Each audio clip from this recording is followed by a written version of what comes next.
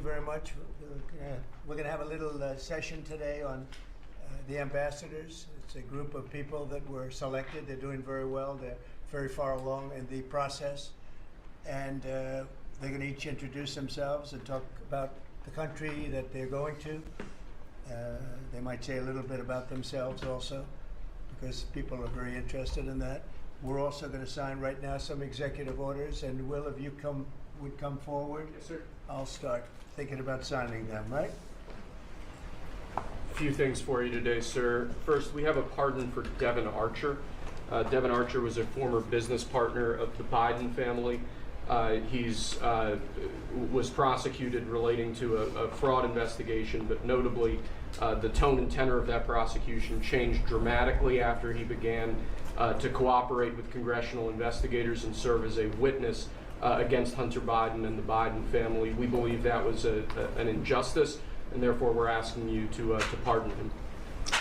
And many people have asked me to do this. They think he was treated very unfairly. And I looked at the records, studied the records, and he was a victim of a crime, as far as I'm concerned. So we're going to undo that.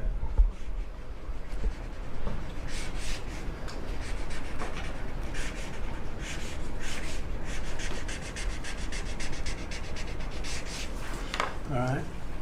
That's Devin Archer. Congratulations, Devin. Next, sir, we have a presidential memorandum for your attention. This memorandum requires the immediate declassification of all FBI files relating to the Crossfire Hurricane investigation.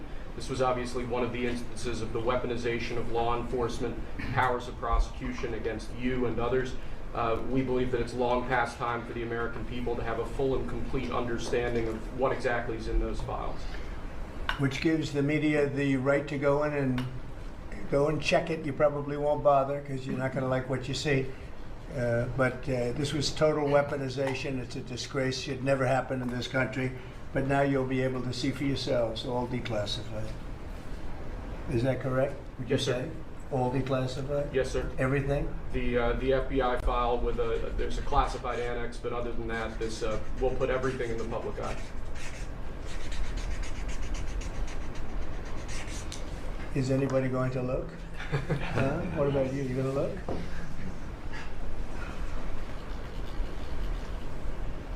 And frankly, the FBI should be ashamed of themselves, and so should the Department of Justice, and so should Biden. Okay? Next, sir, we have an executive order for your attention. We've taken action against a number of law firms that have participated either in the weaponization of government, the weaponization of the legal system for political ends, or have otherwise engaged in illegal or inappropriate activities. The law firm of Jenner and Block is one of these law firms. This is a law firm that, as you know, employed Andrew Weissman after he came off of the Mueller investigation. It's a law firm that's engaged in invidious racially and sexually discriminatory practices. It's also a law firm that has participated in the weaponization of the legal system against American principles and values. And we believe that the measures in this executive order will help correct that. And Andrew Weissman is the main culprit? He's certainly... With respect to this firm? He is one of a number of reasons that we believe this executive order is warranted. He's a bad guy.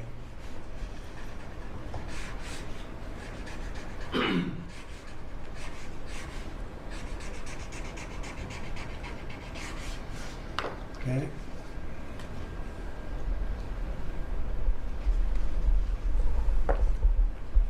Next, sir, we have an executive order for your attention relating actually to government payments. Historically, checks issued by the Treasury are, I believe, 14 times more likely to become the subject of fraud than electronic transfer payments.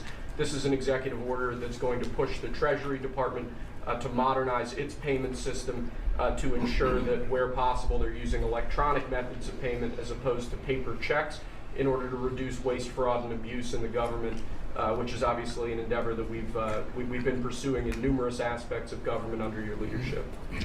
It's basically modernization of equipment and methods, and it's something that really I think he's going to be a great Secretary of the Treasury wanted, Scott, and so we're doing this, and we have other modernization programs going on. We could let somebody else, whoever's next, whoever that may be, do it, but it's something that should have been done 25, 30 years ago.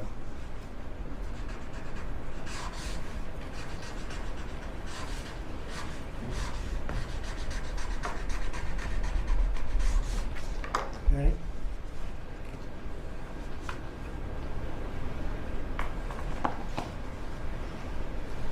Along similar lines, sir, this is an executive order. We're calling it Protecting America's Bank Account. The basic idea here is that instead of having lots of different departments and agencies and offices issuing payment, often without justification, often without any provided rationale, we're going to be centraling payment processes where possible in the Department of the Treasury and ensuring that measures are taken in Treasury against waste, fraud, and abuse to ensure that money that's leaving the public Treasury is as protected as it possibly can be. All right, good.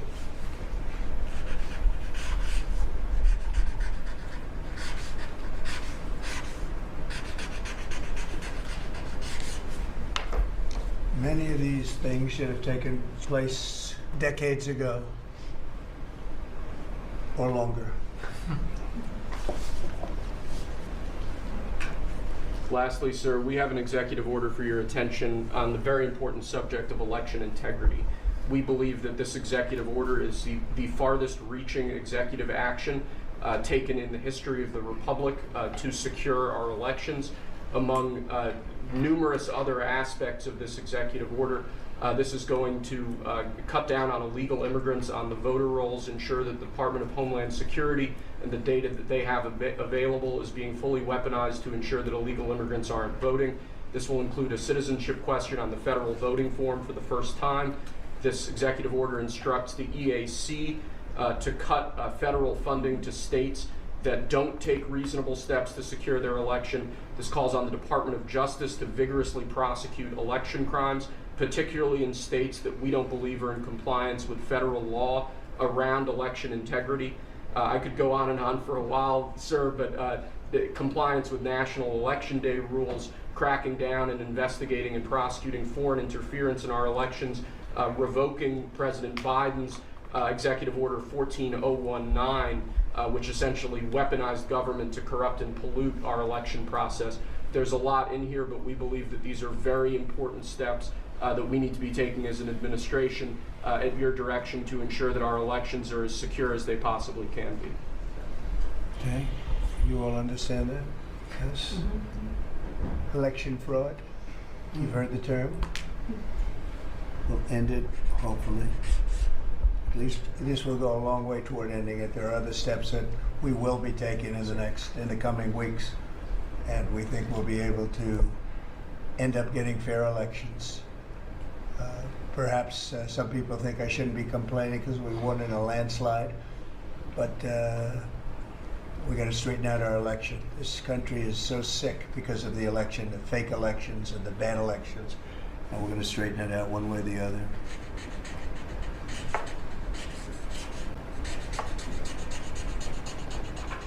And it's an honor to sign this one. To sign all of them, but to sign this one is a great honor.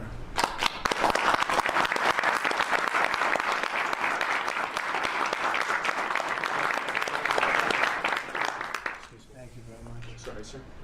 So we're going to go around the room a little bit quickly, and we're going to introduce these very outstanding people. They've had, in all cases, outstanding careers. They're very incredible people that are going along as rapidly as the system can go along. We're ahead of, I guess, anybody else thus far. So I want to thank John Thune. He's done a very good job, and the whole Senate. We're being delayed as much as possible by Democrats, but that's standard. It gets to be just standard. But the process is moving along very quickly. So Sergio, just say hello, and then we'll introduce everybody. Absolutely. Sergio Gorham, Director of Presidential Personnel. It's been an absolute pleasure again to know every one of you every step this way.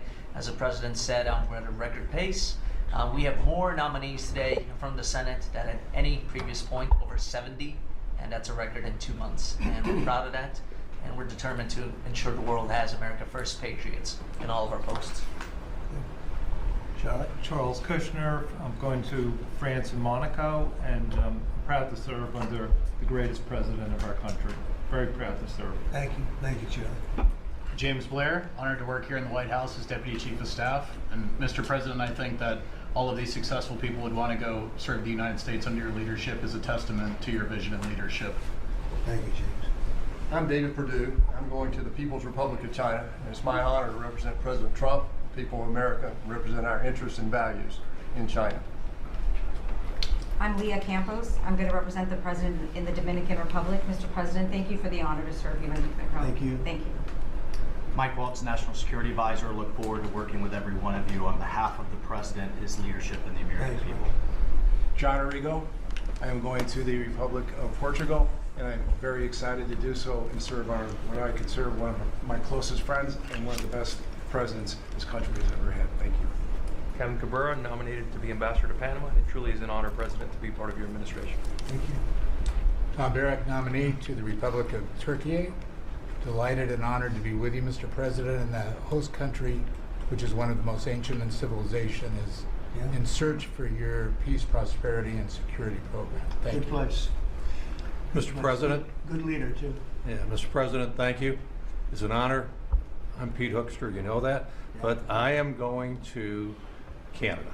Ooh. I look forward to serving you in Canada and your agenda. And you do a great job. Thanks, Pete. Thank you. Ron Johnson, sir, thank you for the nomination to represent you and the United States to the United Mexican States. And I'm really encouraged by some of the conversations you've had with President Sheinbaum recently and to the increase in support that we've seen of her government along our border on the important issues. So thank you, sir. They have stepped it up a lot, Yes. Mexico and Canada, so see how it works, right? Yes, sir. Thanks.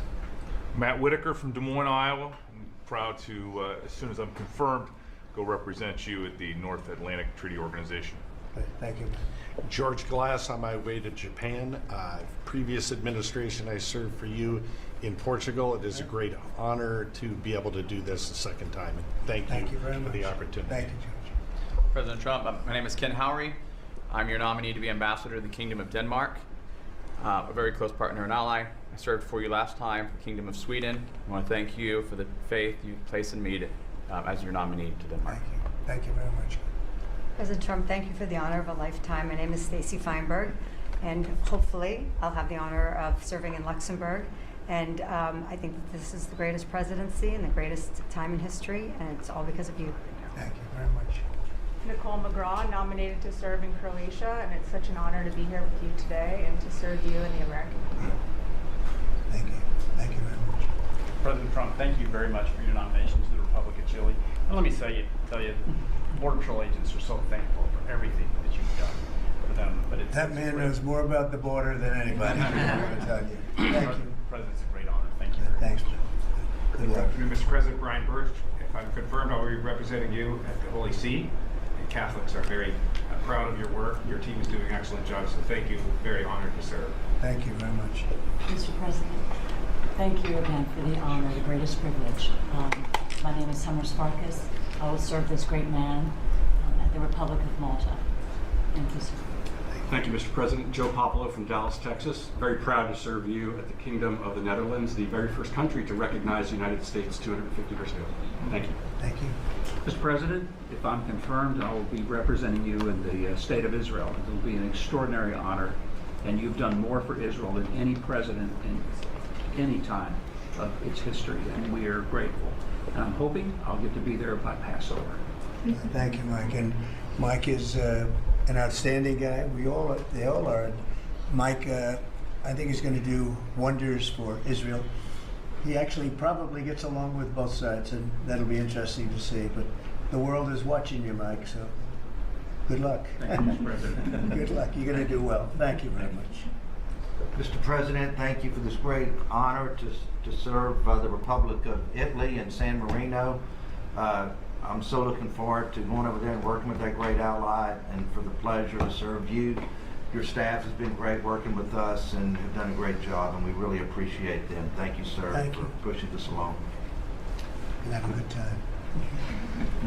A really good time.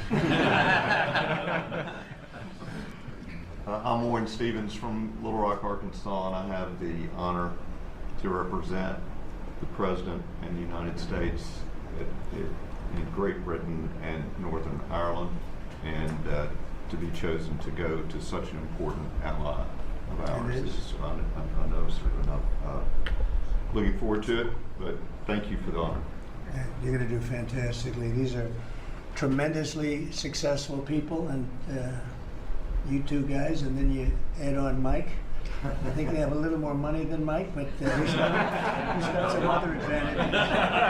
He's got some other, like upstairs, he's got some big advantages. Yeah, he does. It's very exciting. It's really exciting to have all of you. Would you have any questions, media, for the people that you just saw? So outstanding, and I thought it would be nice to bring them before you. And so if you have any questions, please. I wanted to ask about the talks in Saudi Arabia. It sounds like you made some progress on a Black Sea ceasefire. Yeah. Could you update us on that? What happens now? So we've made a lot of progress on two fronts, on both sections that we call them sections, but they're much more than that, Russia, Ukraine, and also the Middle East, and we'll see what happens. We're in deep discussions with Russia and Ukraine, and I would say it's going well, but it's a situation we should have never had to even think about, should have never happened. And on the Middle East, that's been going on for a lot of years, centuries and centuries. It just keeps going, and we are making a lot of progress. So that's all I can report. But some very, very big talks are going, and detailed talks are going on right now on both fronts. Mr. President, you said that your national security advisor learned a lesson after a reporter. Excuse me, I didn't make you. Go ahead, please. Mr. President, the ceasefire agreement that was brokered today allows for third-party countries to help implement the agreement. What does that look like, and who's going to be involved? The ceasefire agreement? Yes, the maritime ceasefire agreement between Russia and Ukraine. Well, they're going to get together. Look, it's they agreed to something and it got broken. There's tremendous animosity. There's a lot of hatred, as you can probably tell, and it allows for people to get together, mediate it, arbitrate it, and see if we can get it stopped, and I think it will. That'll get stopped. What countries are you looking to work with, sir, to help implement and monitor that ceasefire? We have other countries involved, and they're involved very strongly in the process, and that'll be resolved. That's actually, as bad as it is, that's the least of the problems. So we'll get that resolved, and we are being aided by other countries too. Yes, please. Yes. Brian? Tomorrow, the subcommittee on DOGE is going to review funding for NPR and PBS. Now, every Republican president has always promised to take away this money that's going to these two public news outlets. If they're successful, I know Senator Kennedy has backed it, Marjorie Taylor Greene in Congress has backed it. Would you be interested in defunding and taking away taxpayer dollars to NPR and PBS? Well, I would love to do that. I think it's very unfair. It's been very biased, the whole group. I mean, a whole group of them. And frankly, there's plenty look at all the media you have right now. There's plenty of coverage. I was from a different age, and they spend more money than any other network of its type ever conceived. So the kind of money that's being wasted, and it's a very biased view, you know that better than anybody. And I'd be honored to see it end. We're well covered. Look at all the people that we have here today. We're well covered, and we don't need it, and it's a waste of money. Especially, I don't even know what DOJ's recommendation is. I assume their recommendation is to close them up. Well, after they hear all the testimony, I think they're going to make a decision relatively sooner than later. Yeah. But we'll see what that turns out. I can't imagine that they wouldn't, because they have found so much waste, fraud, and abuse, hundreds of billions of dollars, and just waste, fraud, abuse. You heard yesterday some of the new things that were found. 22 billion just in environment, billion. You know, if you had 22 million, Warren, it would be nice, but 22 billion put into environmental accounts. One was 2 billion into one account, Stacey Abrams, where they had $100 in the account. And just before I came in, they put $2 billion. And you guys are looking, so you mean 2 million or maybe 200,000? No, $2 billion were put in the account. What do you think of that, Mike? Do you think that's a straight deal? 2 billion? Just write me the check, Mr. President. I'll take it with me to Israel. It's it's a horrible thing, and we have so many of those things. So they've done an incredible job, and the country wants to hear it. I think Doge is actually very popular because of what's happening. They're hearing about all of these scams and for big money, tremendous amount. And when you add it up, just hundreds of billions of dollars being wasted, and much of it's fraud. You know, we talk about waste, and it is waste and abuse, but a lot of it's fraud. Can I follow up on something? Yeah, go ahead, Brian. I just want to follow up on that.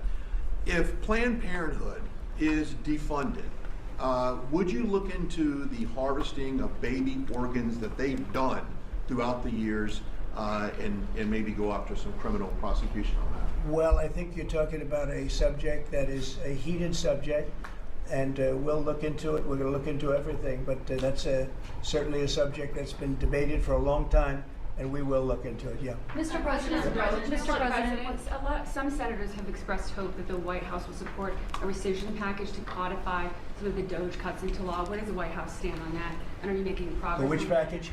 A rescission package to codify some of the Doge cuts into law. You know what? It would be great. I think we're going to do that. I think they're going to do it. I think we're also going to be codifying a lot of the executive orders that we've done, which have been very popular. And we're looking at one, I will tell you right now, that I think perhaps will be controversial, but not with the people, and that's sanctuary cities. We're going to end sanctuary cities for some of these jurisdictions that aren't cooperating with law enforcement.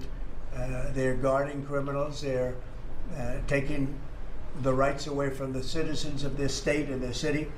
And we're going to be ending sanctuary cities if we find it necessary to do in certain major areas. And we may just end the entire thing altogether because it's just a way of protecting criminals. And nobody else is benefited by that. And for some reason, Democrats want to keep and they want to shield criminals from being sent back to their countries or being sent to prison. And in the meantime, the crime rate has gone through the roof. Under Biden, it was through the roof. It's starting to come down, but we're taking a lot of people out of here. So we may be presenting you very shortly with a executive order ending sanctuary cities. Mr. President, are you going to change any of the practices that your national security officials used after a reporter was inadvertently added to a group chat about attacks on Yemen? Well, I think it's a question I've been asked now, and I've given a few answers, and they've all been the same. We have an amazing group. Our national security now is stronger than it's ever been.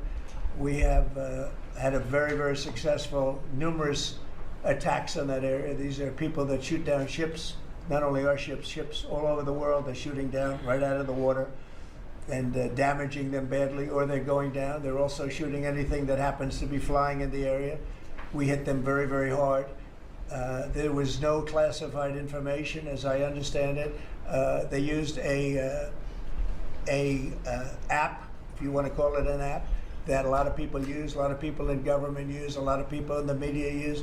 And I think I'll ask Mike. Mike is here. Do you want to respond to that, please? Yes, Mr. President. You asked about lessons. I think there's a lot of journalists in this city who have made big names for themselves, making up lies about this president, whether it's the Russia hoax or making up lies about Gold Star families. And this one in particular, I've never met, don't know, never communicated with, and we are looking into and reviewing how the heck he got into this room. But I'll tell you what, the world owes President Trump a favor. Under Biden, global shipping was shut down. Pinprick attacks, months between them, our destroyers being fired upon dozens of times. President Trump took decisive action with his national security team, took out the head missileer, knocked out missiles, knocked out headquarters, knocked out communication sites. And for once, as we hear, as you all hear from every one of our allies, thank God for American leadership again. Thank God for American strength. You're welcome,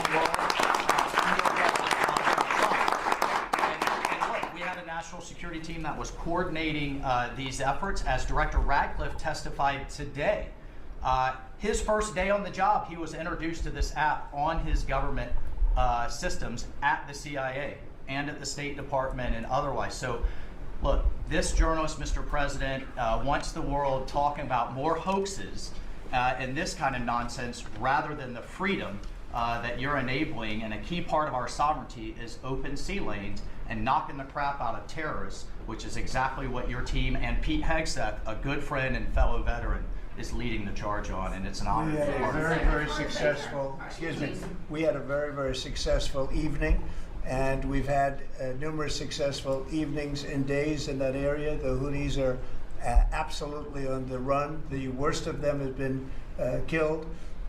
This should have been done a long time ago by Biden, but Biden was an incompetent president. He couldn't do anything. He didn't know where he was going. He had no clue. This guy had no clue. This should have been done a long time ago. As they shoot missiles at ships, randomly shoot missiles at ships, and they make their own missiles. You know, this is not an incompetent group of people. They make their own missiles. They get the missiles also from Iran. It's an offshoot of Iran, another offshoot. You have Hamas, you have Hezbollah, you have the Houthis. You got a lot of stuff going on with Iran. And we sent a letter to Iran. You're going to have to be speaking to us one way or the other pretty soon, because we can't let this happen. But that's an app that a lot of people use, and somebody got on. I mean, I happen to know the guy's a total sleazebag. The Atlantic is a failed magazine. Does very, very poorly. Nobody gives a damn about it. This gives it a little bit of a shot. And I will tell you this, that they've made up more stories, and they're just a failing magazine. The public understands that. He's a very good man. That man is a very good man right there that you criticize so strongly. Did he make a mistake? He's a very good man, and he will continue to do a good job.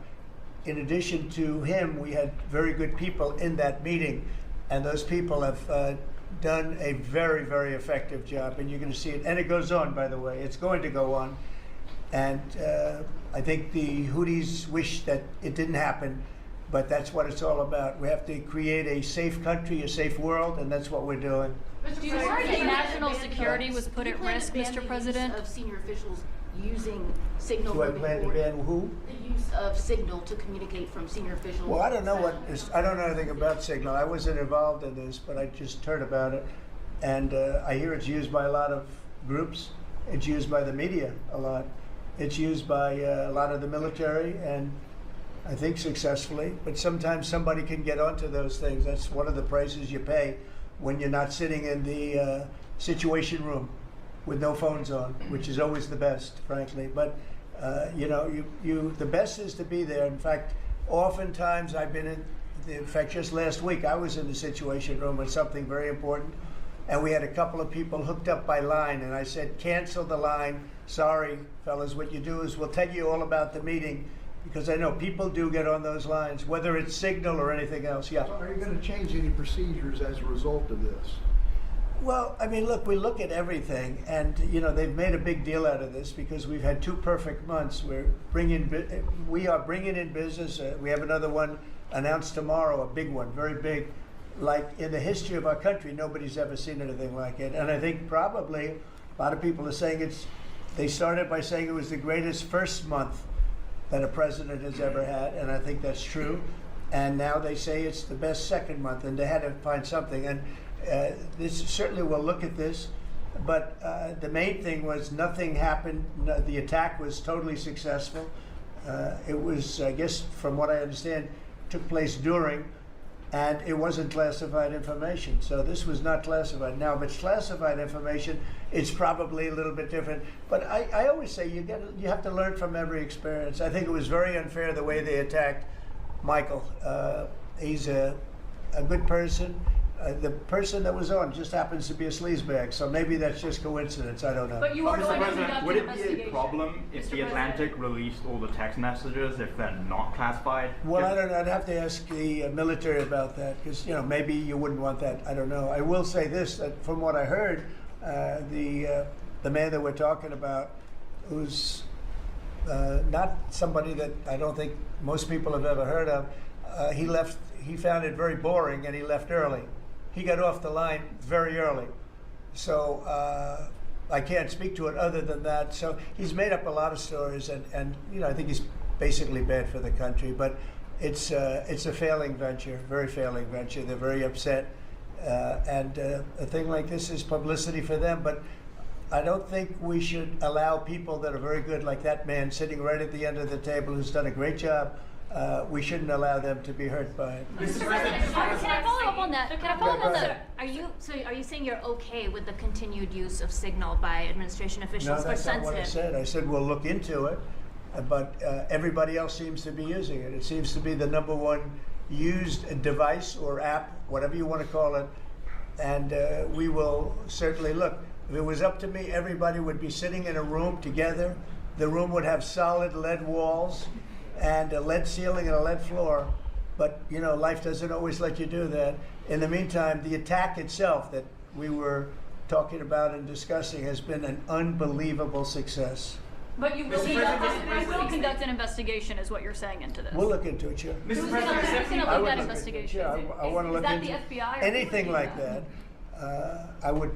I would ask them. It's not really an FBI thing. It's really something having to do with security. Security, like will somebody be able to break in? Are people able to break into conversations?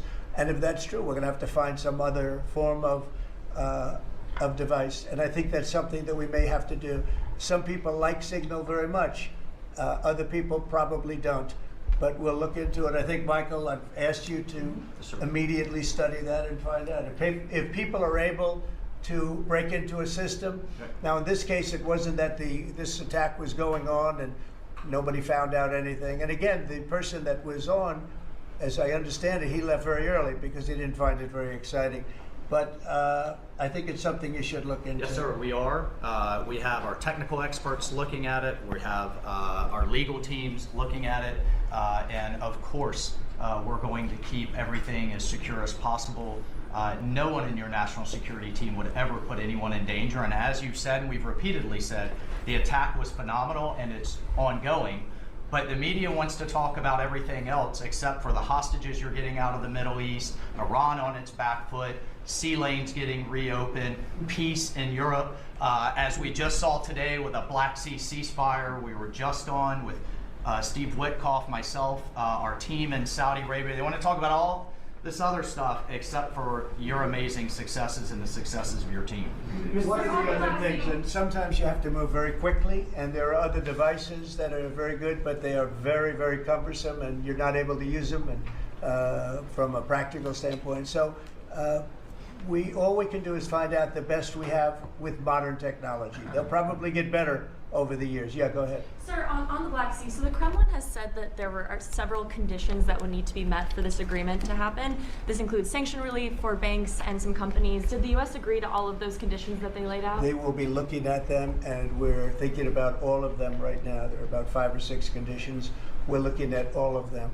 Classified information. The White House has said that it's looking into how a journalist got added to that Signal chat. Is it possible that there could be a firing of even a lower mid-level official once that person is identified? About what? About the Signal chat that we've been discussing. We've pretty much looked into it. It's pretty simple, to be honest. It's not. It's just something that can happen. It can happen. You can even prepare for it. It can happen. Sometimes people are hooked in and you don't know they're hooked in. They're hooked into your line and they don't even mean bad by it. But it's not a perfect technology. There is no perfect technology. The really good ones are very cumbersome, very hard to access.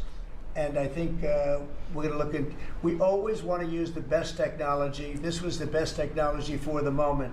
But again, it wasn't classified, so they probably viewed it as being something that wasn't that important. And it obviously, with the attack being, I mean, I don't know if it's been read out to you yet, but that attack was a tremendous success for the U.S., a tremendous success. Who said the information was not classified? Do you think that Mike Waltz made a mistake, and does he need to apologize? No, I don't think he should apologize. I think he's doing his best. It's equipment and technology that's not perfect, and probably he won't be using it again, at least not in the very near future. What do you think? Yes, sir. I agree with you. Let's get everybody in the room whenever possible. A lot of times you find out defects by exactly things like that, but I don't think it's something we're looking forward to using again. We may be forced to use it. You may be in a situation where you need speed as opposed to gross safety. and you may be forced to use it, but generally speaking, I think we probably won't be using it very much. Mr. President, the Secretary of Defense, on that train, the Secretary of Defense, Pete Hegseth, and J.D. Vance, the Vice President, said that the Europeans were freeloading. Do you agree with that assessment? Do you really want me to answer that? Yeah, I think they've been freeloading. The European Union's been absolutely terrible to us on trade, terrible. And as you know, NATO, I got them to pay hundreds of billions of dollars. They were way behind.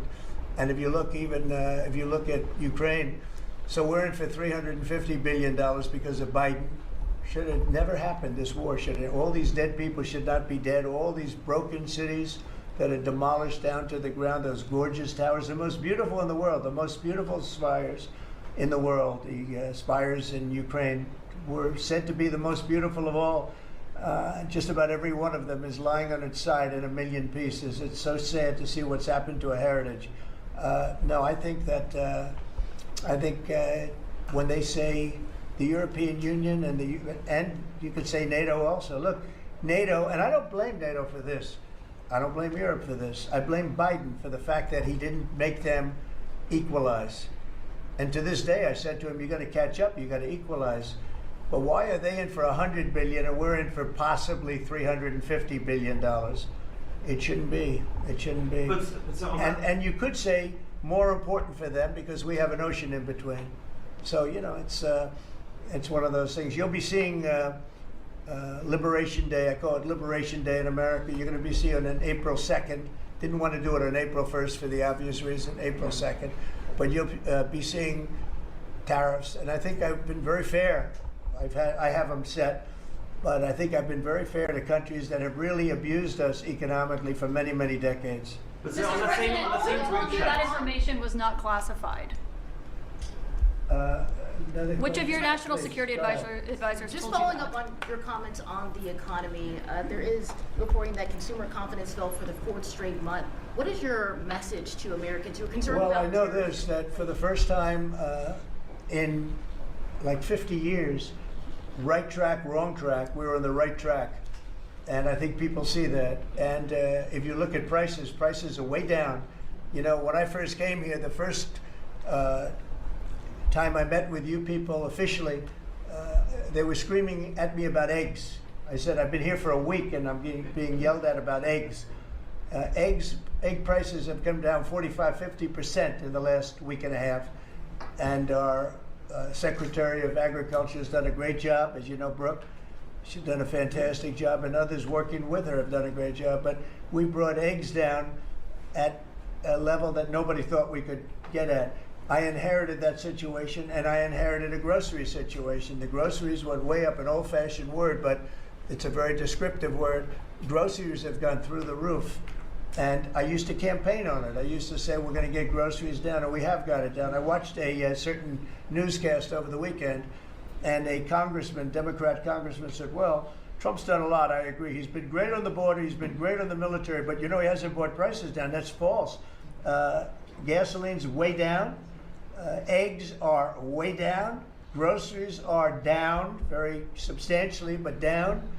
Almost everything's down. Now, I'd like to see interest rates come down a little bit, and you're going to see billions of dollars, even trillions of dollars coming into our country very soon in the form of tariffs, because we were abused by presidents, and frankly, in all fairness, it wasn't their expertise, but they had no idea what they were doing.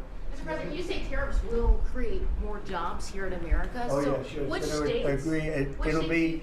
It'll create a lot of money and more jobs. But if you look, so in the last, these gentlemen would know about it, and ladies, because some of the ladies are great businessmen in this room that are becoming ambassadors. Great, really great, top of the line. When you look at the number of companies that have said, like we're close to, I would say close to $4 trillion. We never had numbers like that. The #1 chip maker in the world from Taiwan coming in with $200 billion. We have Apple. Look at Apple.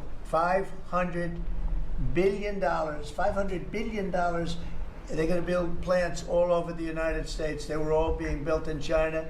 You have many, many companies, and maybe above all, you have the car companies coming in at levels that nobody's ever seen before. We have Honda is opening up one of the biggest plants in the world in Indiana, and many car companies are coming in. We have AI. We're leading China by a lot in AI, and we're going to keep it that way because we've made it very good for them, and we're going to protect them. Once they're here, we'll protect them through taxes, through incentives, and also through tariffs. Thank you very much, everybody. Thank you very much. Thank you.